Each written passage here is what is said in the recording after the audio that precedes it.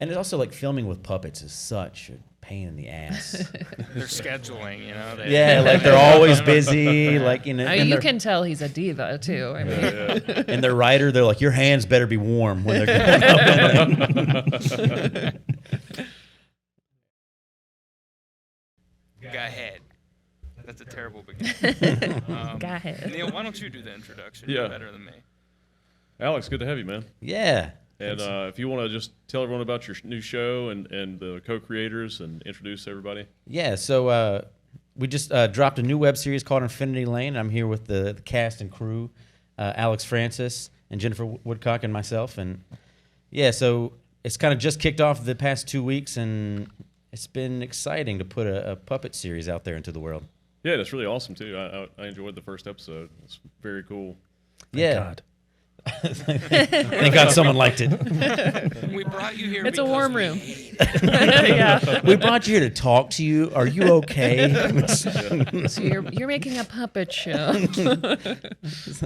Yeah. And no, I think it's always been kind of like I don't know how y'all feel about it, but it's like nerve-wracking, like putting it out there in the world when we've spent so much time working on it, because it's so different, I guess, in terms of like a lot of other content people are putting out there. So like, you just have this whole thing of like, oh God, we've committed so much to puppets. Please, please don't hate this. And so yeah, it's been nice to see there's been kind of some pretty good support for it. Has a cool like 80s vibe to it, or, sort of a psychedelic 80s, almost like an alternate dimension vibe to it. Yeah, there's a lot of influences, I think, from our childhoods and the pop culture that we loved growing up with. Right. I mean, Mystery Science Theater, and just that everything looks like it's made out of trash because it is made out of trash. A Space Ghost is something that was tossed around a lot, writing it early.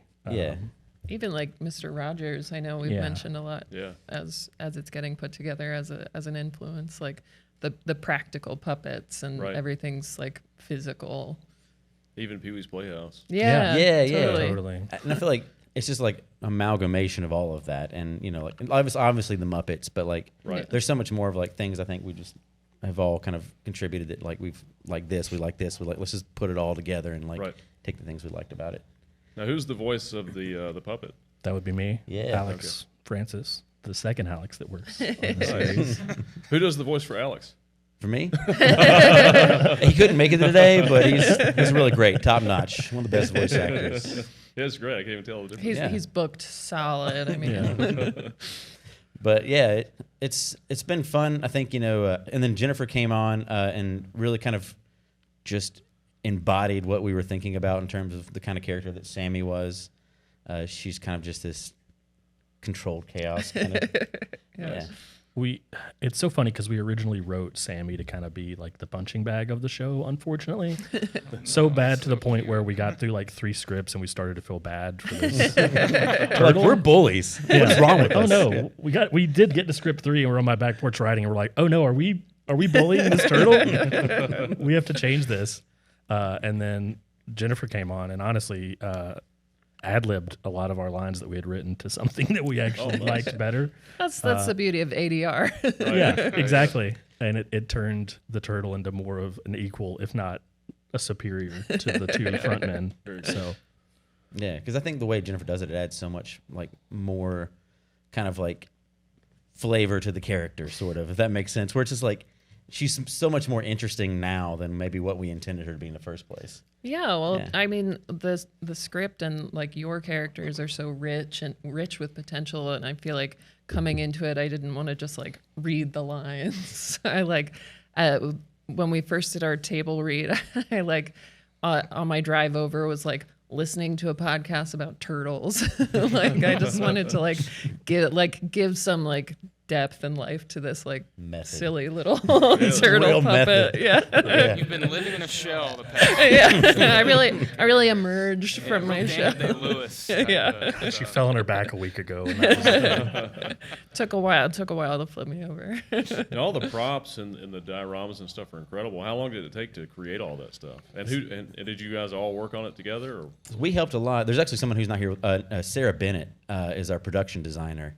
Okay. And she definitely took the brunt of a lot of it and designed and built all these props out of like and we joked like a lot of it is made out of trash. Like she would just have some of these like found items and just like upcycle and make so many things. And like if you look at the diorama, there's so much of it just like made out of like one of the houses, and there's actually a PBR box she painted. I think multiple. Are Yeah, PBR she used boxes. PBR boxes and like I mean obviously we 3D printed some things like the car and some other stuff like that. Oh, but yeah, like yeah. so much of it is just made out of just like junk and foam and even like the set. Like we wanted the whole set to be like for a while we talked about green screening it, but I feel like the fact that we had somebody just make a bunch of it out of random I love objects. it. Yeah, it's great. Yeah. And it's in her basement too. Yeah, we did she it in a gave basement, yeah. Gave her space over to it. And make sure you support their show too. If you don't, then you don't support recycling. So. That's right. You hate the environment if you don't support Infinity Land. You want the Earth to die? Yeah. Okay, cool. If you love the Earth, you love Infinity Land. Right, Yeah. right. Absolutely. What inspired the show? I think, and I don't know if Alex kind of remember, we started early on doing this short film called The Maker Squad. Yeah, we filmed probably 45 minutes to an hour of that. Yeah, and so that didn't pan out, and it was this concept though that we held on to for a while about a bunch of like degenerate misfits living in a maker space. But then we took some of the characters, and I think at one point in time, Alex said to me, he was like, what if my character was just a puppet? And I feel like that like snowballed from his comment of saying like, what if the character was just a puppet, to where like we started talking about all like the puppet shows we loved and Mr. Rogers and the cartoons and that we grew up with, and it just kind of emerged into this. Yeah. It Yeah. changed from just one character being a puppet to just one character being a human, and now the rest are puppets. It's usually more fun that way. Which is great. Yeah. Yeah, I feel like we can get away with so much more too with puppets than we Oh, can yeah. if like just doing a web series of people. For sure. Yeah. Especially like we can be much more like silly and playful Yeah. with it. Like we don't have to be as like cynical and serious with like our joke structure and everything like that. It can be Right. just so goofy, and we have that more freedom to do that because it's puppets. Like people give us the benefit of the doubt because Yeah. Yeah. What's the goal for the show? Are you trying to keep it on YouTube, or are you trying to put it out on YouTube Kids, or? I don't think ultimately that it's going to be directed towards kids. It's not. I'd say we hover right in the PG-13 range and everything that we do. Yeah. If kids like it, sure, whatever. Yeah, that's fine. If the kids like it and their parents don't report us to YouTube, then yeah, we'll love it. But it definitely hovers in that range. I think we talked about our target audience for a while being 18 to 35, as far as looking at metrics. Okay. And I think we're analytics, nailing all that on stuff. YouTube. But yeah, we are. Nice. It's But- crazy to see all the metrics in real time. Yeah. But I've also known that like people have shown their kids and they love the puppets and they just love the colors. Yeah, my Yeah. 3.5-year-old is obsessed with Moonberry. Yeah. I don't know if we have like a necessary like idea in mind, but like whoever gravitates towards it, I mean, we'll lean into that. How often are you guys going to produce episodes? We have 4 done right now. Oh, nice. We Okay. had a 5th that we wanted to release, but it's a lost episode right now. Okay. So we're gonna release those 4. One and 2 are already out. We're gonna release the next 2 over the course of the next month. Okay. And our goal between then is to do some like 2 to 4 minute shorts, or like close up stuff, or maybe even on the street or interview style material where Oh, wow. Moonberry is interviewing. What was his name? Oh, EJ Masakampa. He's agreed to yeah. do an Yeah. interview with Moonberry, and we'd like to do some more short stuff like that, just so we keep interest and content flowing. Right. Yeah. So I think especially like we like the structured episode styles, but I think we're definitely all open to like just getting creative with making different kinds of content with these characters and this world because I don't think anything's set in stone yet. Okay. Yeah. Yeah, that's cool. I mean, you guys make the rules. So. Yeah, exactly. And I think that's what's great about it just being a web series is that we have the freedom to take it whatever direction we want it to go, and like Right. whatever works, we'll just keep following that. And if it's longer episodes or shorts or reels, I mean, whatever. Yeah. Yeah. Now, I know you're a comic, but what do you guys? What are your backgrounds? I don't have a comedy background. I have a comedy enthusiasm. I Yeah. watch a lot of television, but I work in mortgage servicing, and I have 2 kids, and watch a lot of TV. All right. So she needed puppets. Really bad. yeah. I mean, yeah, the only comedy background I really had is me and Alex started doing improv together maybe 10 years ago. Okay. now. And then watching a lot of stand up in my youth is about Oh it. God, But, so much stand up. but we did we were members of Bunker Dogs Improv comedy troupe out of Winston. We were Okay. around for Yeah. 5 to 6 years. Yeah. And that was a lot of fun. Yeah, and then it kind of morphed into like this project, and there's been some other people involved with Bunker Dogs that kind of helped out with this, and so yeah, it's been fun. Yeah. Yeah, like our director of photography is one of the guys that was in the troupe. I think we had some people from local theater community voice some characters as well. Yeah, so I think, and that's what's been helpful too, is like us being all from different backgrounds has allowed us to pull kind of different resources into this project too. Right. Yeah. Yeah. Different perspectives. And Yeah. Add some diversity. Which is, I think, been the funnest part. Like you mentioned, like doing stand up. Like stand up is such like a solo thing. Like Yes. I'm writing this, I'm doing this. It took early on me letting go of that mentality. Right. To where like, no, I know what the joke should be. I know what like, to where like for example, like Jennifer and Alex have like, I got one, like I've written something in like a line, and then Jennifer and Alex like change it, and like the way they do it is like, that was so much funnier than what I was thinking anyways. It works so much better. So like, I'm learning like sometimes if you just let go of it and let it become when it's going to with the like community you build around the project. Also, it lets you dig into it. If you have 3 brains digging into an idea, you're going to find the best part of it. Yeah. The core of that idea. Yeah, and like approach a joke from an angle you wouldn't have seen. Right. Yeah. How a talking buffalo would say it. Exactly. He's a bison. He's a North American bison. I'm on a roll. I call him Mr. Moonberry, I call him Bison, I misgender him. He is a bison with a doctorate, Seth. But yeah, I think it's been an ever evolving project that started in COVID and it's become, Oh, so you guys are 4 years in now. Yeah, well, and Almost. Yeah. the first episode was COVID, and then obviously that took a while. I do remember seeing something early on. Yeah. Yeah, we didn't know what it was going to be then. I don't think. I think it was, Yeah, I remember sitting at Sarah's like dining table when she was first building the puppet, and she was like, I don't know what we're gonna do with this, but I'm making this bison. I was like, well, it looks like a bison. That's great. Yeah. It's been a long time. I think, and also like one of the first concepts we just had, I think when Alex, because I think I just had the picture and I was like, this. I think I might have like showed it to you. I was like, I don't know, but his name should be Dr. Moonberry, and he should be a bison mad scientist. And that's kind of just it went off from there. Like after, because it was after he came up with the idea of like saying one character should be a puppet. Right. It came up with that as their first puppet character. Do you have any other characters in the works? Can you talk about it? Yeah. There's gonna be some evolving characters. Some like because we want this world to expand. Right. Yeah. And so in the next couple episodes, in the next few weeks, you'll be introduced to some more characters. And as it goes on, we want to keep expanding the world more. Yeah. Kind of like how Sesame Street did. Like Yeah, right. sure. Like, yeah. We're going to be introduced to his nemesis at the beginning of season 2, but I don't know if I want to reveal who that's going to be or not. We will have Stay a nemesis. tuned. Nice. Yeah, no spoilers. Yeah, and I think experimenting with different styles of puppets, like not just the regular style puppet, but maybe like marionettes or hand puppets. So yeah. Yeah, we have some characters in episode 4 that were released this season that are very different puppets, and Sammy is essentially a sock puppet with a shell on top of it. Yeah. And he's just kind of his own amalgamation because he's the head, and then the body is a separate piece that you have to like strap onto your arm. He's also a massive puppet, by the way. Yeah. So big. I think until you see him in person, it doesn't do it justice. Like he is a huge puppet. Yeah. Yeah. A funny thing about the show is it has this what's the word, like a scale effect where it almost looks like you're a toy-sized person. Yeah. Yeah, because I think everything was built like Sarah. Like I definitely credit her for this. Like she built everything to scale to make it fit around me. Yeah.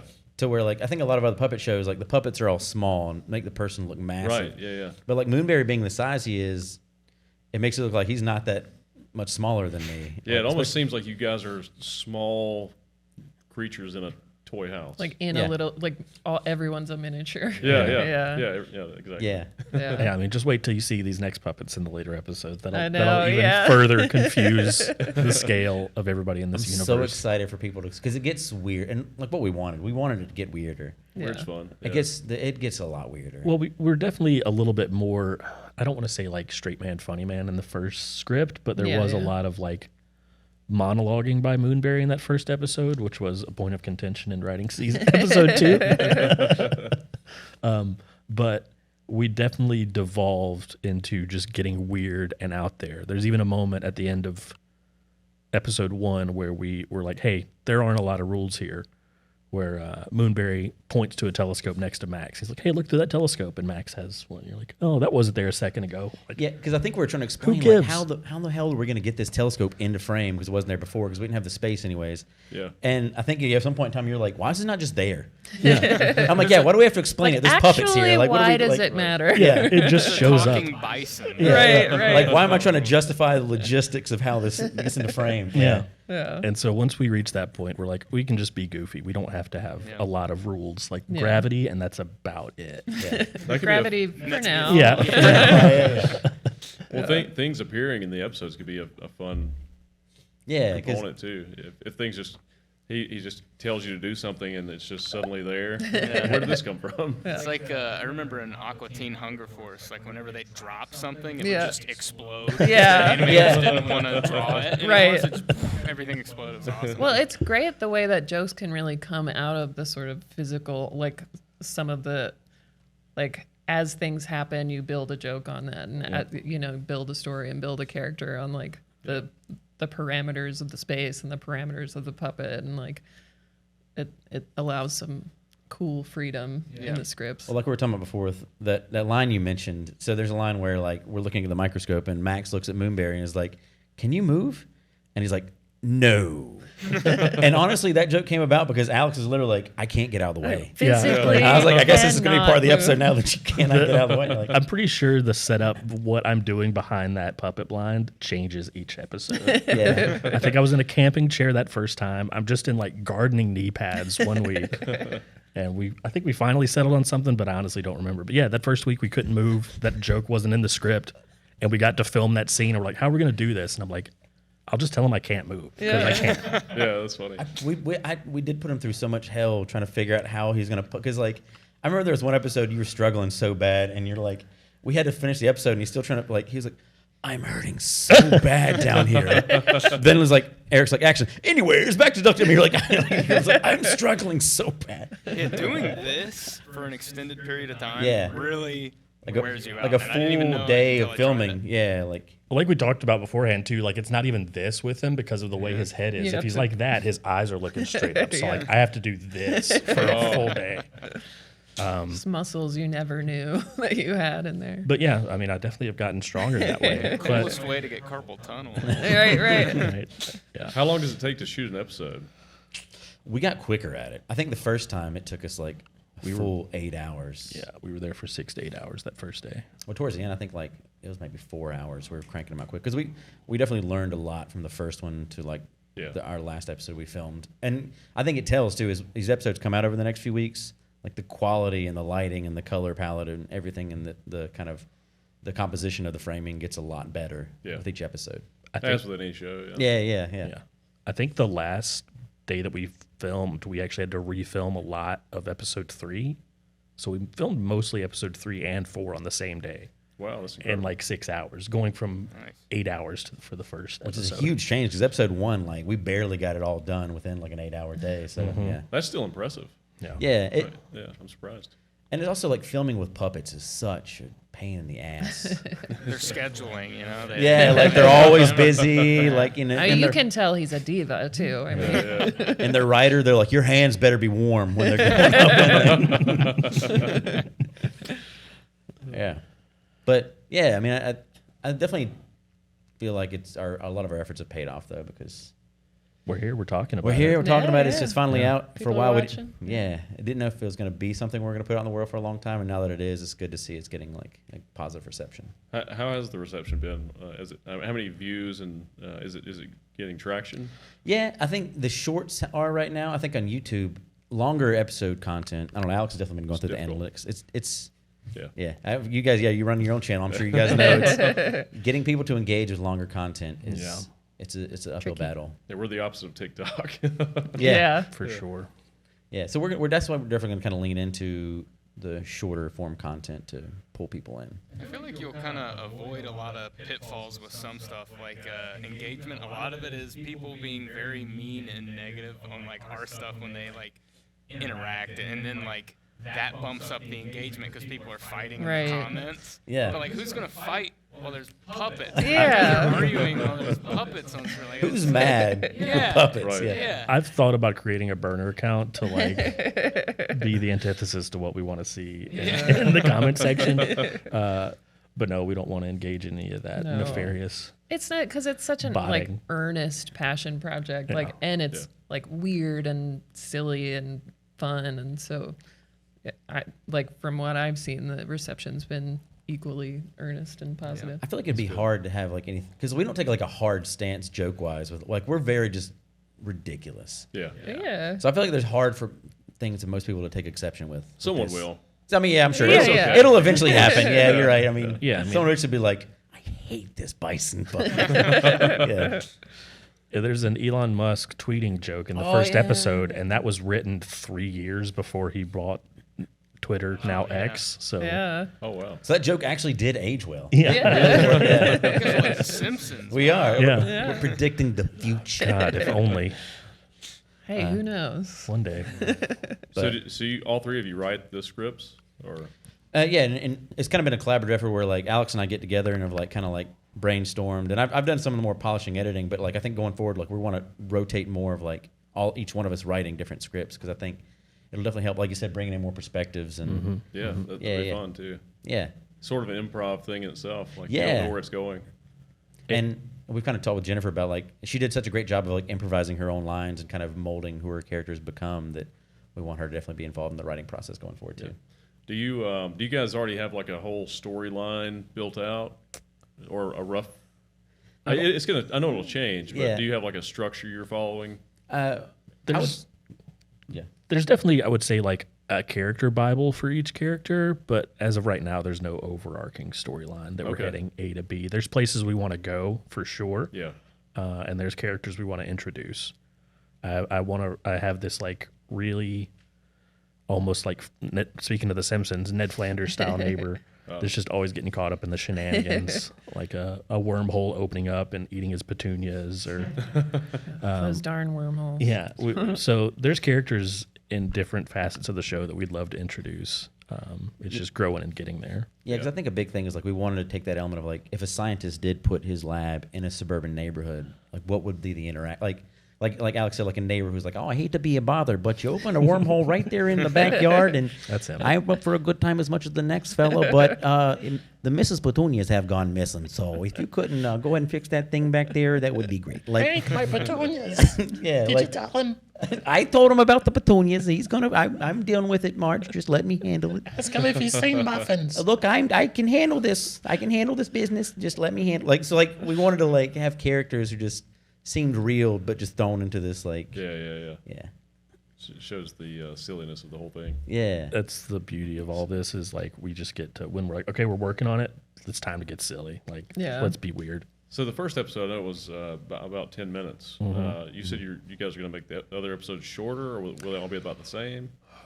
As far as the episodes go, I think 7 to 10 minutes, 7 to 9 minutes is probably going to be the sweet spot, mainly due to YouTube monetization rules. But as far as getting people to follow and to subscribe and to like it, the shorts is really the sweet spot there. Yeah. So I think for our full length episodes, we're still going to try and hover around 7 to 8 minutes in the future. Yeah. But we're planning a lot of shorter content. Yeah, it's hard to like figure out what's going to work and engage with people's attention spans. Right. Yeah. Well, hopefully you get a lot of viewership and you can start getting some sponsors. It'd be Yeah. fun to see a MeUndies ad in the middle of your show. That's right. Yeah. You'll see Dr. Moonberry on DraftKings ads. So if anybody's listening, subscribe to Infinity Lane on Infinity YouTube. Lane. Yeah. And what about your personal socials too? Yeah, so you can Creators. follow me, Alexander Stone, at the Snow Buffalo on Instagram, and I'm at Jealous Jenny. And I'm at Out of Time, but the time, like the spice, The herb. the herb. Yeah, that's the one. And if you don't know how to spell the spice, well, then you're out of luck. Yeah, you'll figure it out. You can Google it. Do you guys have any live shows planned or anything?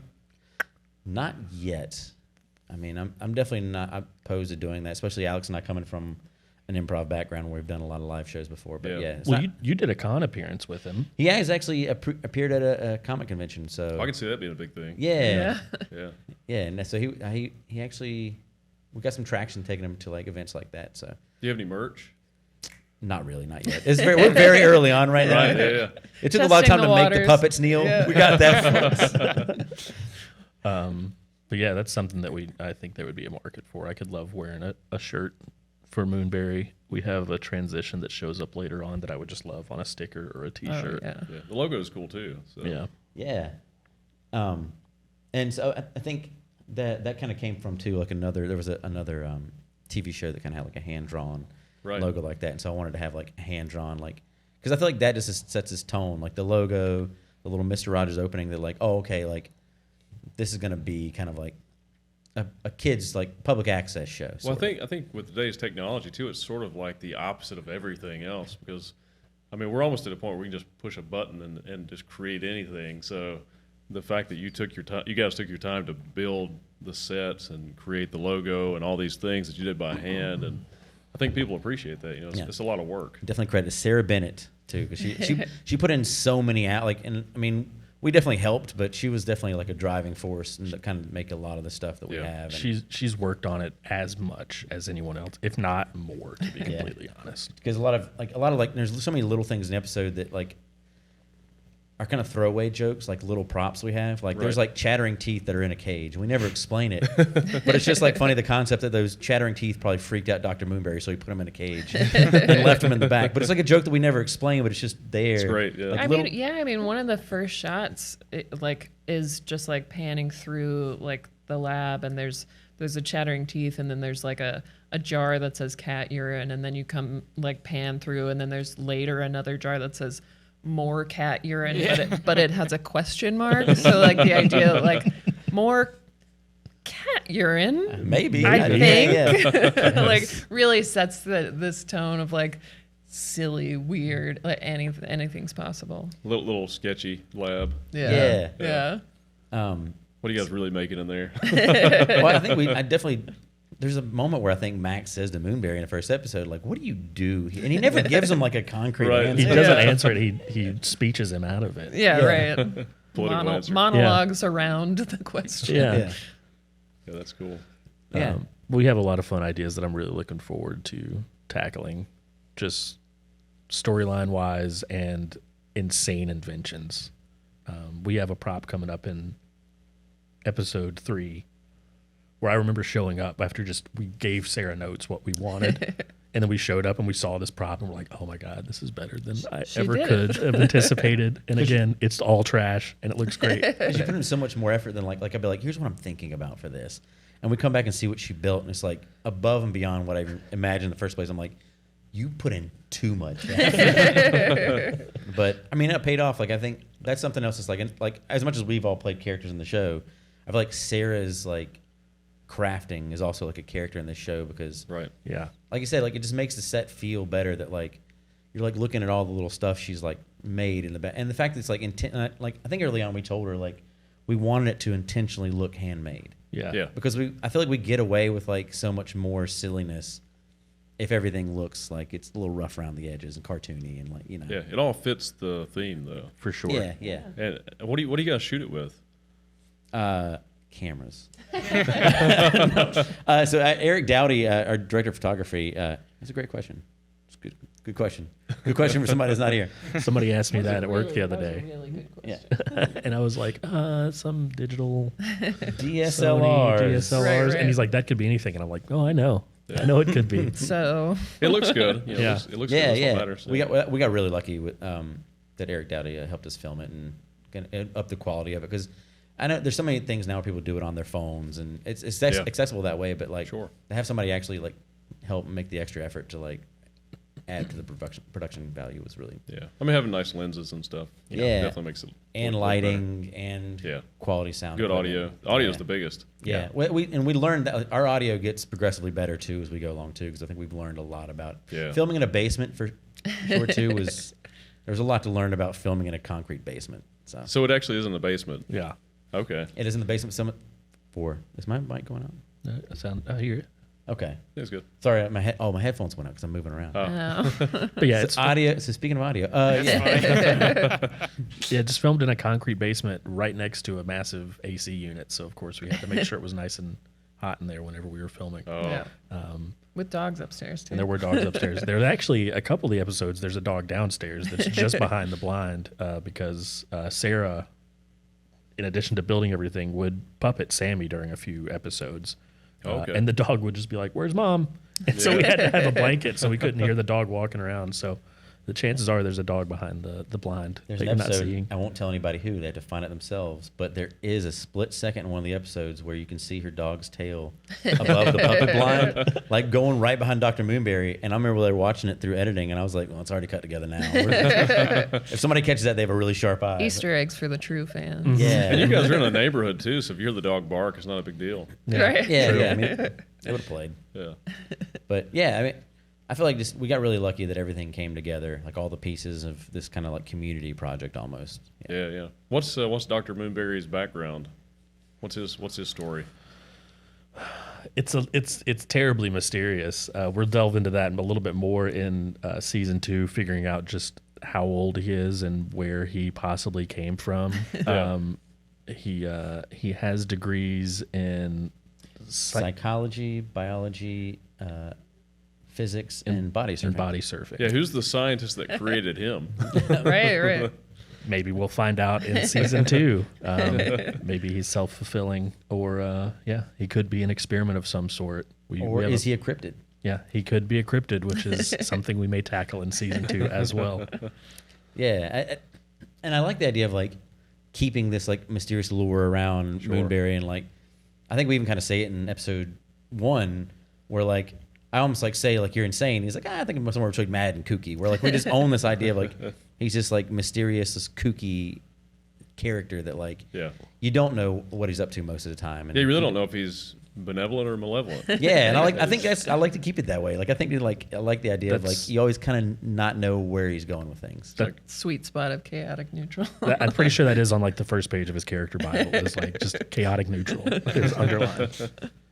Mad cow scientist. Yep. It seems like if Rick from Rick and Morty wasn't evil, or Yeah, That's again talking about just multiple inspirations. That's kind of the driving force behind him, and he's a slightly more benevolent Rick, not an alcoholic either. yeah. Right. yeah. Yeah. Rick's not evil, is he? Nah, I don't he's think just Yeah. he just doesn't care so much. Yeah. But no, I wouldn't call him evil. I would definitely say there's a lot of inspiration from the same, like obviously Back to the Future and Honeycutt and Beaker from the Muppets and Oh yeah. Dexter's Lab. Like I feel like we probably have a lot of the same inspirations that Rick and Morty had. Yeah. But it's Yeah. just it's a lot more of like a different, Different vibe for sure. less cynical, kind of more goofy, silly vibe than It's more happy. yeah. Absurd discovery. Yeah, I think Absurd Discovery, like he quoted Yeah. from CSC, like Absurd Discovery is definitely like a big driving force in humor in the storyline. Yeah. You know, and the idea of discovery is like ultimately a hopeful idea. Like it's a show with strange optimism, but optimism. Yeah. So Moonberry is an interesting name. What? When did you come up with that? Is it something you thought of a long time ago, or? I think we were just playing around with words when we were trying to decide what his name was going to be. Yeah, I think that was just a brainstorm. And it was just like one that when it came up, it clicked. I'm like Moonberry, and then after we came up with it, actually while we were filming, do you remember there was this? Was it like a Pop-Tart flavor or something like that? There was like Moonberries made. I was like, uh-oh. I was like, but then like they got like canceled immediately. I'm like, oh, thank God, because I was like, if this takes off, it's gonna ruin everything. But Their loss is our gain. that's right. But it was like that was kind of close for a little bit. I was freaking out for a little bit because like it was while we were filming. Right. But then they ended up dropping that product. So like, yeah, I don't know. Moonberry is just one where just rolled off the tongue really well. Now, how did your name's Alex in the show, right? Max, that's right. Max in the show. Close though. Yeah. Yeah. So how did Max end up in this situation? I think in his backstory, And why is he so okay with it? I like that being one of the mysteries because I think we've talked about that early on. That like, Does he know he's in a puppet show? Like, is Right, Moonberry right. a puppet to him? And that's something we've talked about in writing Same with Sammy. Like, does he know Right.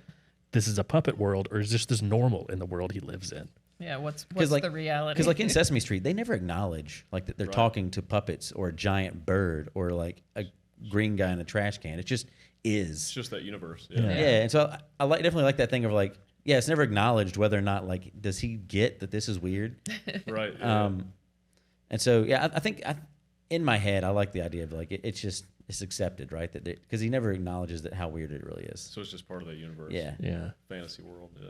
Yeah. We've talked about if we can get his hands moving a little better, having a scene where Moonberry actually has a little Moonberry puppet on him, and I would just love That'd be cool. the Puppet idea of controlling that. the puppet. Yeah. And then, And I like that he acts like they're real and they're not puppets. Like that's what I always liked when I was younger and on like the Muppets and stuff. The people who acted like they were actually actors, Yeah. like the Muppets Yeah. running, that was always like my favorite. And it felt Yeah. more Yeah. That's true. real. Accepting the reality of Yeah, it and yeah. just like everybody's on the same level. Yeah, like you can tell when someone's acting like they know it's a puppet. Yeah, Yeah.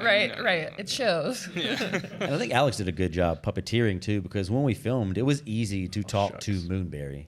But like, yeah, I mean, you did a great job because I feel like, Yeah, it was especially good.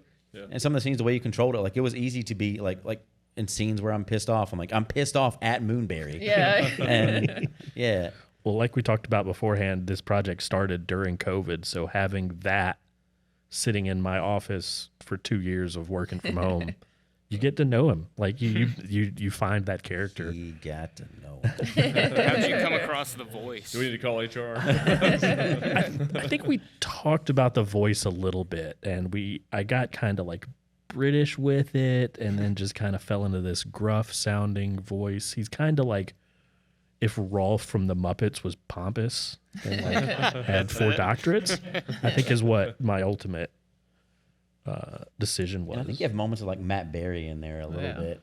Yeah, Yeah, there's certain like phrases that he has weird inflections on, certain words that he pronounces odd. That's 100% influenced by Matt Berry from like What We Do in the Shadows. That's a good movie.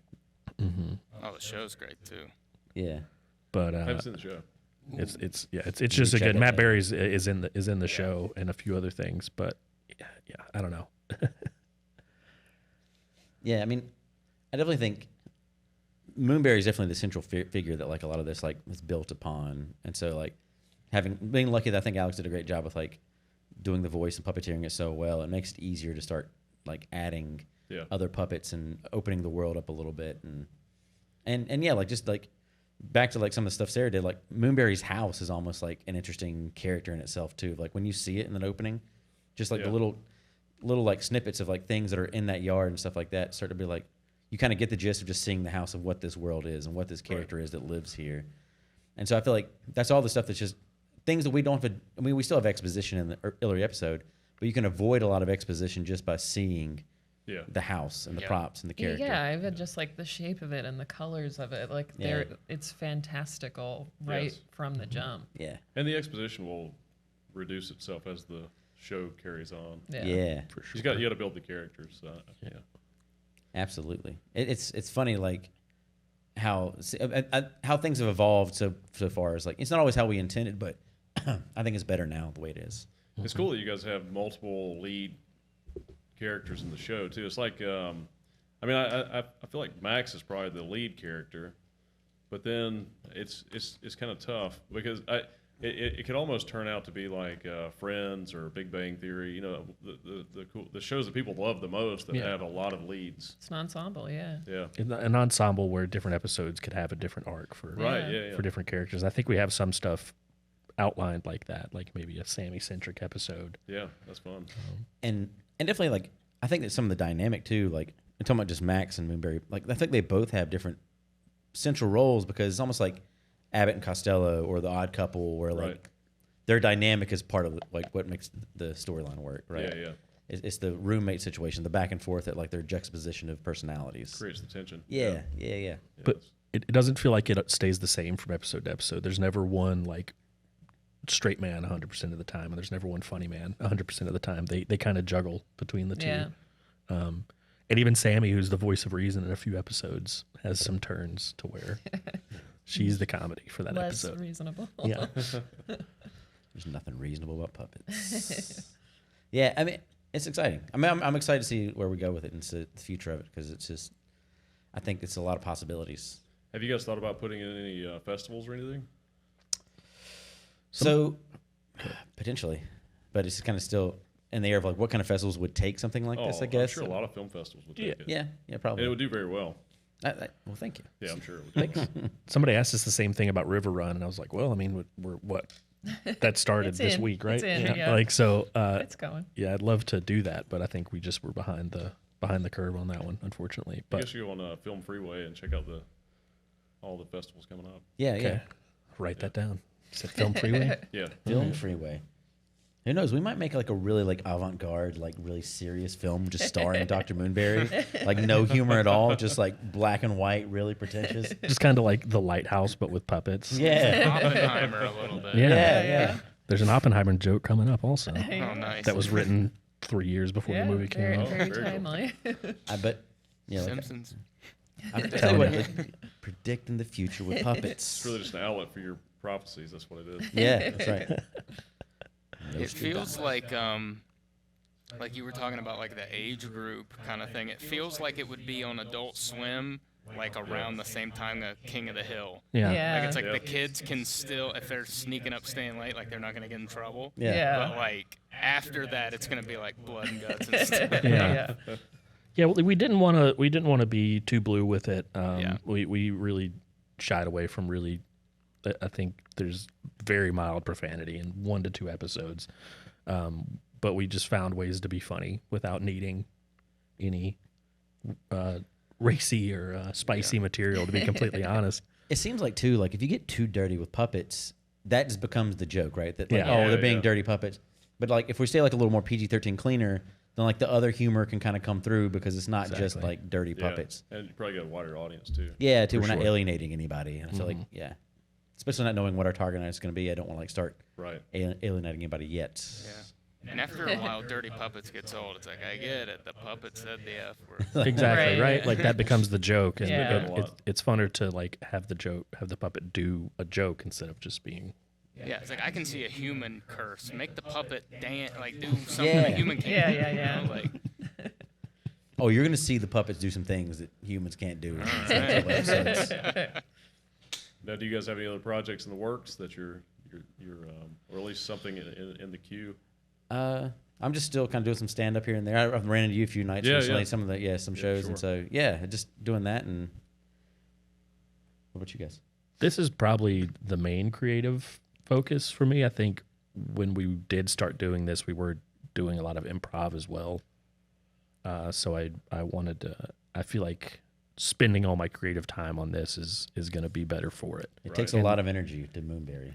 Yeah, and also Physical, hopefully emotional. get 4 episodes done in less than a 2-year time frame would be Right. nice as well. So all the artists I know, they always have multiple creative outlets. So what else do you guys do outside of, or stand up or just this and work? Yeah, what are your other creative outlets? I have 2 toddlers, so that's my main my main Be creative really outlet. creative, yeah, It's like, yeah. God, they are hungry for creative content. I mean, yeah, a lot that's of cool. They play get to though. see their mom be a puppet. That's cool. They Yeah. hear how do they react to that when they hear your voice as a So turtle? they're 1.5 and 3.5. So the 1.5, she doesn't have the attention span to look at the turtle on the screen. But the 3.5-year-old is super into it, and she I told her I was coming here to talk about being the turtle, and she was like, "Are you going to get small?" Dear God, I hope not. I know. It's like, I mean, I don't know what this podcast. I don't know what kind of technology they have. But I miss yeah. those questions. My Yeah. daughter, she's 7 now, and Ugh, boring. she's great. When she was young, though, when she was probably 4 or 5, she didn't understand how aging and growing works. Yeah, And it's me neither. And she's like, Daddy, when you're like 150, how big are you gonna be? Will you still fit in the house? I was like, that's a great question. Yeah, well, I mean, my 3.5-year-old the other day asked,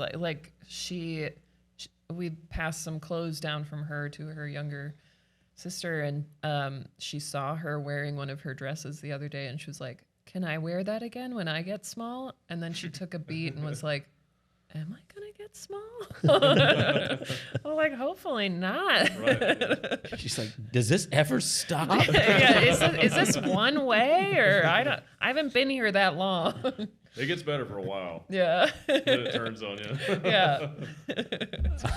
Yeah. But yeah, she's super into me being a puppet. That's cool. Yeah. Yeah, that's cute. She's into like Ninja Turtles, and she hasn't Perfect. watched a whole lot of Mr. Rogers, but she loves Sesame Street. She loves Okay. all kinds of weird, cool stuff. So Yeah, that's lucky. So as other episodes go along, do you feel like? Well, you said she's already watched the first 2 episodes. She's only watched the first one. Yeah. Because I guess we do kind of get a little adult for it. Yeah. But she's, yeah, whether she's paying attention or not is hard to say. Right. The like show's it's already like- made her existential. She's like, yeah, are you gonna? Are get you going to get small? small? Yeah, I know. Yeah. That's fun. Yeah, this is kind of cool. Like seeing like our different perspectives of how like people in our lives too like perceive this. Like we joked in here, but like also like, you know, I was like kind of like timid about like telling people about like this show because it's like it is kind of weird. Like I want people to be like, is everything all right? There's a lot of vulnerability in art, so it's Yeah. not like Yeah. you're just opening yourself up to everybody, and it's like Yeah. you Because hope like they stand up's accept something it. that everybody does, but this is like something that's just so different. Yeah. That, like, Yeah. No, stand up's pretty different too. I mean, yeah, it is. But But this is way different. Yeah. yeah, I've kind of never really thought about how it is for you being the only human on stage because I love being behind the blind, to be completely honest. It's not the most comfortable position, but I feel like I can be that character so much better when I'm Yeah. back there. But like, what's it like? He's a comic. He wants people to see him. That's true. That's true. it is kind of like sometimes it's. I would say now it's not as weird. Like, you know, I mean, it's never not weird seeing yourself on camera, right? I don't think I've ever watched footage of myself and loved it. No. Yeah. But I think when we actually filmed it, and like I was talking to you as the puppet, that like took a little while to get into. But once you get into it, I feel like I got really immersed in that world, kind of. Yeah. Like on that set. I think what helped also like the fact we didn't do it in front of a green screen. Like there with the props, we had everything was physical. I could touch it. I see the puppet. I could see Sammy. So it was very easy to kind of get like, especially like towards the later episodes. I think you can kind of see it in my facial expressions and reactions too. That like it was easy to pretend like I really was Max. He had a point of view. Yeah. And this, and the puppet looks well enough that like but I mean like you know what I'm saying. It's Like, also life size. I mean, it's Yeah. Exactly. human It's size. so big. like I mean, I think you start to believe like it's kind of a person you're talking to a little bit. So Right. like it was kind of that. So I feel like that part of being the only human is interesting. Yeah, I definitely like the juxtaposition though of only have one human. I feel like when we started this on early on, we said like there can't be too many humans. If there's too many humans, it Yeah. ruins it. Like, Right. Yeah. Then it's Sesame Street. yeah, exactly. Yeah. So, yeah, it's just we'll see where the journey goes from here. Yeah. No, it's exciting.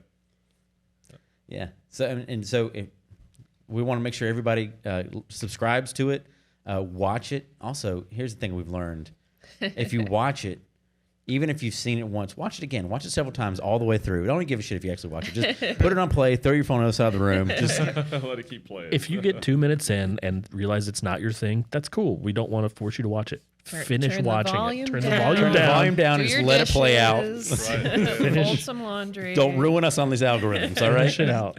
Yeah, I've gotten in the weeds on YouTube algorithms. It's a weird thing. I haven't done it yet, but I'm going to watch it again with my daughter because she'll love it. Okay. She's a little Yeah, artist she's too. she's kind of the right age. I feel like to kind of appreciate it too. I Yeah. think. Yeah. Well, she's a smart kid. She's always been into interesting things, and she's always been an artist. She loves to draw and write, and express herself. So she'll really dig it. Yeah. It's fun to see what comics do like outside of doing stand up too, because I feel like you have this show and like there's some other comics like just seeing them come up with stuff that's creative outside of just getting on stage and telling Right, jokes. yeah. It's fun. I feel like all the artist friends I have, they have multiple ways of expressing themselves. Like I started in acting, and then that's how I found stand up. Okay. I mean, I've always loved stand up comedy, but never really thought about doing it just because it just seemed like it was a distant thing. Yeah. And then when I got into acting school and I met some comedians, I was like, you know what?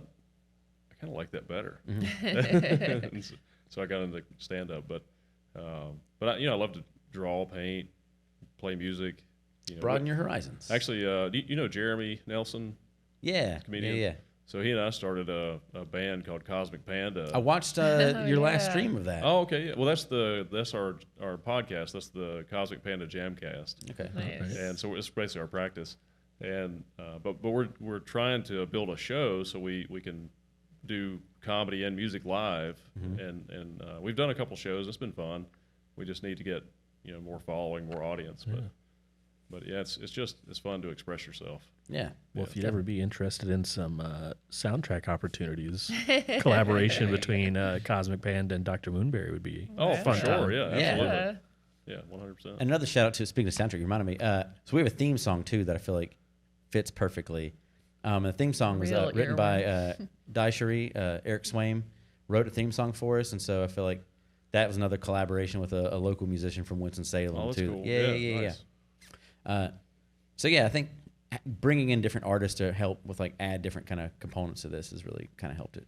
Yeah, that's awesome. That's like this place. Yeah, that's Yeah, cool yeah. here. I definitely like the kind of vibe here of like it feels like you have different multiple sets that we're like Yeah. Yeah. they're all kind of like bleeding into each other. Yeah. Yeah, that's it. Yeah, just a creative space. Yeah, definitely. The background lights from the bottom made me think like I was walking into a different room of the lab I hadn't seen before. Oh, To be yeah, completely yeah. honest, I love it. Thank you. I like green uplighting. Yeah. Perfect. Yeah, I think you kind of hit the nail on the head though. That like having other avenues for at least for this. I don't know if, like how y'all feel about it, but like doing this has started making me view other things in the world differently. Everything's a paintbrush. Yeah, and I think Yeah. I've started like when I experience stuff now, I start thinking about like, oh, how can we integrate this like thing in the news or like this Yeah. topic in science into the show whenever I find out about something. Right. Yeah. Yeah, that'll be fun. Yeah. Then you will be getting some of those prophetic moments. Yeah. Maybe, or we just get it dead wrong. That could be fun too. Yeah. So somebody gets mad at your show. It's a puppet show.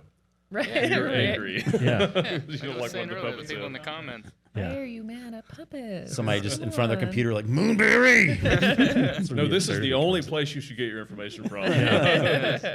He's a doctor, so Yes. That's true. Yeah. Many times over. The Yep. body surfing one was the hardest.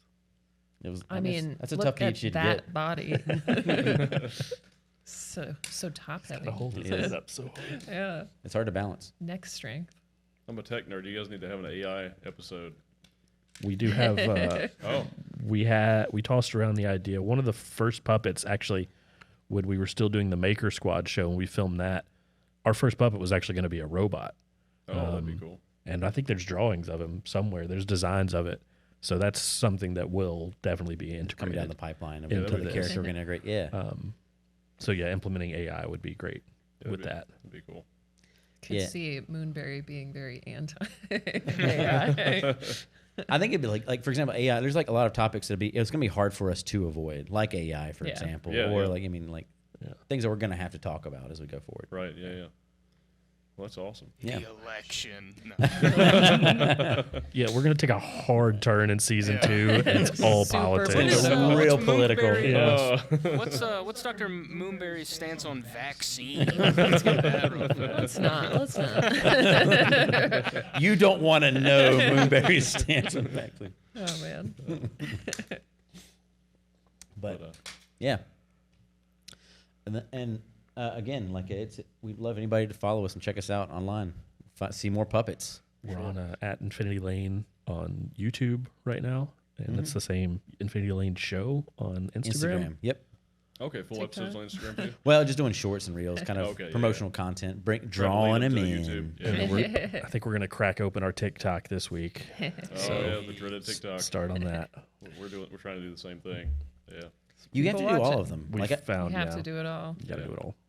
MySpace. It's hard to break Friendster. LinkedIn. We're in Tom's top 5 friends, by the way. We should get a LinkedIn though, because if we can get Moonberry an actual job, we should start applying to jobs Oh, yeah. in the medical field. Oh, yeah. Have Yeah. Moonberry, be submit his resume. I would 100% do a video interview as Moonberry. That would be fantastic. If we get him hired, I already work 2 jobs. I can't do a third job for the puppet. It's not a big Moonberry. It's true. It's true. that would be a really sad indication of the health system in the United States if we can get him a job at a hospital. I feel like with his resume, you could probably get an interview at least. Yeah, I mean, at least Yeah.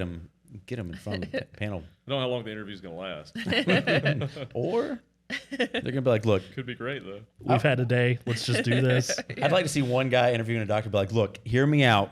Yeah. I know it's unconventional, but Don't discriminate. Have you seen his Need some new references? blood.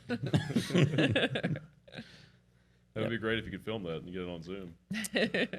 It would be terrifying. The last thing you see before you go under for surgery is Dr. Moonberry's face. count down from 900. Well, What's your favorite dinosaur? Think on that.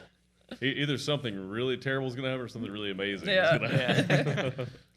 You're gonna wake up and it's just gonna be you're sewn together with yarn. I noticed you didn't have horns, so I went ahead and installed those for you as well. Yeah, hopefully someone doesn't have their arm up you. That could be a good nightmare for Max. Yeah, Oh man. Max is a puppet. Max is the real puppet. He's the only puppet, yeah. He's the only puppet. Oh man, what's that? What if that's the series finale? We pan out and he's just a puppet talking to a real He's bison been and a a puppet turtle. all along. Like a General Hospital ending or Yeah, Yeah, exactly. Oh, that's funny. Yeah. Oh, So it's fun. So pretty much the whole gist is that the only way to speak truth to power is with your hand upside a felt critter. It definitely helps. Yeah. That's kind of what art does, right? yeah. We're all putting our hand up something. It's a reflection of One way or society. another. Yep. I haven't seen much of this stuff in society, but I hear it's bad though. I hear it's not good. What is society? well, I think we covered a lot of it. Anything else you guys want to go over before? Nah, I appreciate you having us on. Yeah, it's my fun. pleasure. Yeah. And you have any shows coming up or anything for stand-up? Just kind of bouncing around. I kind of put stand up on the back burner, focusing on this. But Right, yeah. yeah. Yes, I'll be out there. Yeah, I look forward to seeing you out there. Yeah. And pleasure to meet you guys. Thanks for coming in. Yeah, too. thanks for having us. And for having us everybody so be much. sure to follow Infinity Lane on YouTube and all the socials. And follow these guys and support them. Support artists out there working hard for nothing. We Unless don't you need hate the nothing. herb. Wait, the pay is you guys watching it and Yeah, right. appreciating That's it. right. Yeah, so, Yeah. Viewers like you. yes. If somebody that I don't know laughs, we succeeded. Yeah. Yeah. Well, and hopefully, that they will appreciate it, and that's what'll make it successful. So, Yeah. But yeah, thank you guys for coming on. It's been Yeah. a pleasure. Thank you so very much. Yeah, Thank you guys for watching. Be sure to like and subscribe. We'll see you next week. Bye, guys. Be sure to floss. Very important. Much more important than you think it is. Did you know the reason we live so much longer these days is because we started taking proper dental care seriously? That's why people died in their 30s and 40s back in the turn of the century.